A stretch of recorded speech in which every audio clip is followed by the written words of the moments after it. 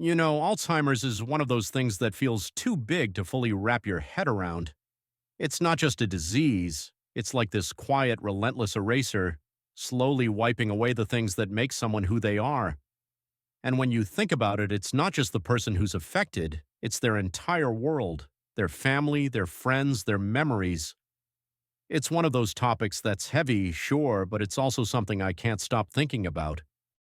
What's wild is how little we actually understand about it. Scientists have spent decades trying to figure out what causes it, how to slow it down, or even stop it entirely. And yet we're still sort of in the dark. We know it's linked to these weird protein buildups in the brain, amyloid plaques and tau tangles, they call them. But why they happen and why some people are more affected than others, that part's still fuzzy.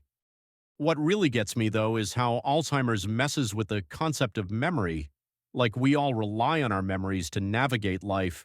They shape how we see the world, how we see ourselves. And then something like Alzheimer's comes along and starts peeling those memories away, layer by layer. First, it's little things, misplacing keys, forgetting a word mid-sentence, but then it escalates. Suddenly, it's not just forgetting where you put your glasses, it's forgetting your child's name or how to tie your shoes. Can you imagine how disorienting that must be? To not trust your own mind? It's not just about forgetting, it's like losing pieces of yourself. And for the people around you, it's like watching someone slowly drift away, even though they're still right there. That's the part that really gets to me. And yet, even with all this weight, there's something quietly beautiful about how people respond to it. The caregivers, for example, family members who step up, often at great personal sacrifice.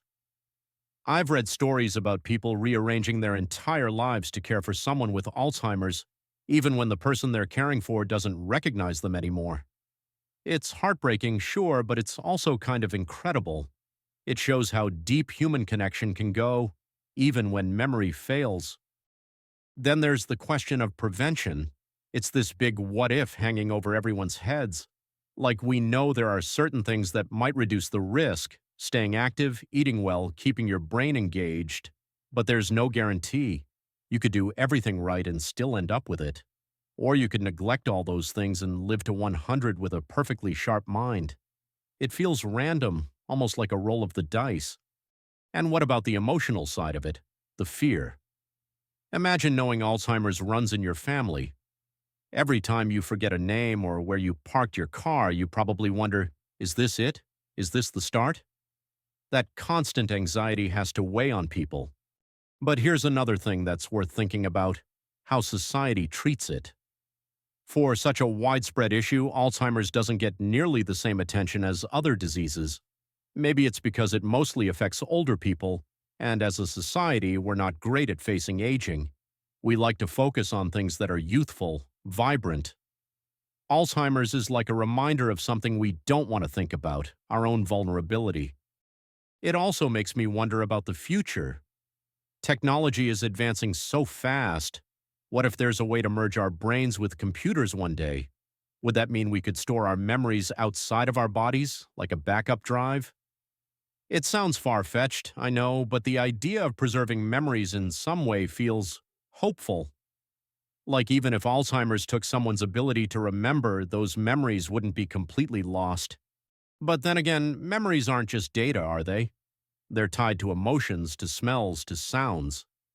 A picture of a loved one might bring back a memory, but it's not the same as actually feeling that memory. I don't know if technology could ever really replicate that. And here's something else to think about: the caregivers who dedicate their lives to this. How do they cope? How do they keep going when every day feels like a battle they can't win? It's one thing to deal with the physical challenges, helping someone eat, bathe, get dressed, but the emotional toll, that's a whole other level. Watching someone you love slip further and further away, knowing there's nothing you can do to stop it, that has to be one of the hardest things in the world. I guess what I keep coming back to is this idea of identity. Alzheimer's forces us to ask, what really makes us who we are? Is it our memories, our relationships, our actions? And if those things start to fade, what's left? Are we still the same person, or do we become someone else entirely?